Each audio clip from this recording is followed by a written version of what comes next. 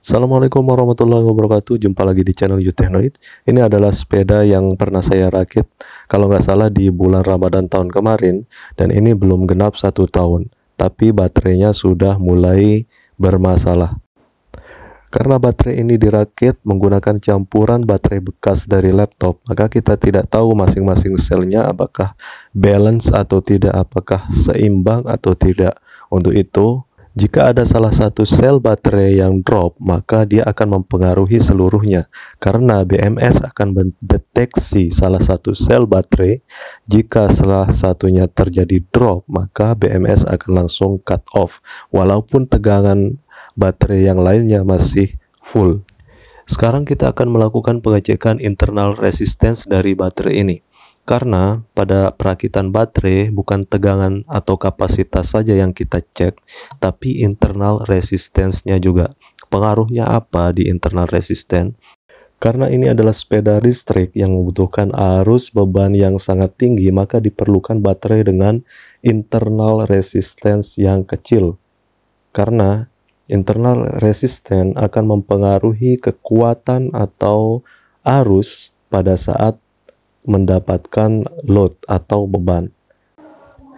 Oke, langsung saja sekarang kita akan mulai mencatat. Di sini ada V1, ini adalah tegangan tanpa beban, kemudian tegangan dengan beban, dan arus dengan beban. Ini kita butuhkan untuk menghitung internal resistance dari masing-masing sel. Oke, sekarang mari kita mulai mengukur setiap sel dari baterai. Ini jumlah selnya adalah 14, maka kita akan mengukur 3 parameter yang sudah saya sebutkan tadi. Oke, dan inilah hasil dari data yang sudah kita kumpulkan. Tegangan tanpa beban untuk V1 dan tegangan dengan beban untuk V2, dan arus dengan beban.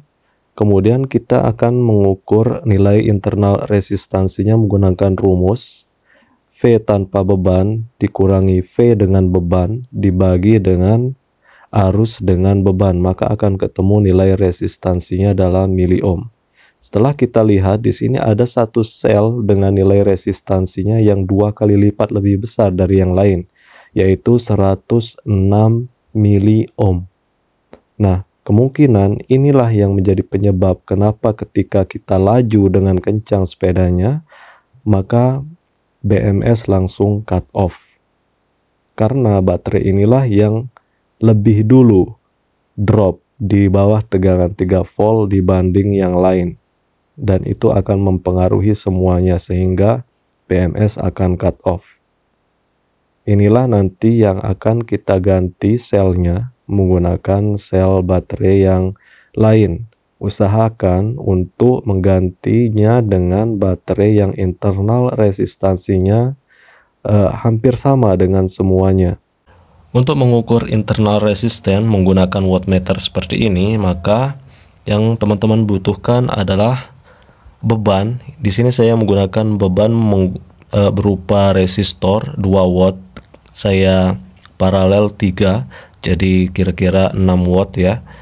Minimal 6 watt lah sampai 10 watt. Ini upayakan total nilai resistansinya sekitar 2-4 ohm. Kemudian ini terhubung ke ujung dari wattmeter ini, dan ujung yang lainnya ini teman-teman akan hubungkan ke baterai. Yang biru adalah negatif dan ini positif yang merah.